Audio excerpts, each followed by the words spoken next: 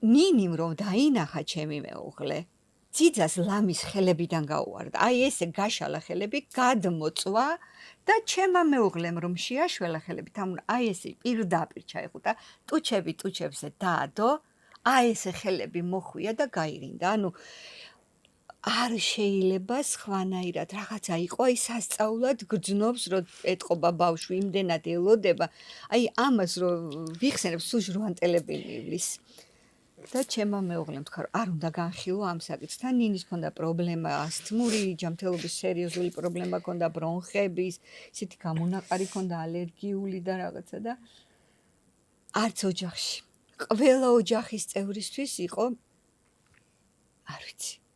ნინი რომ სახლში მოვიყვანეთ და დასვა, ნახეთ რომ თქვენ პატარა ანგელოზი შემოფრინდა ჩვენს ოჯახში, ეს ჩვენი შვილიაო.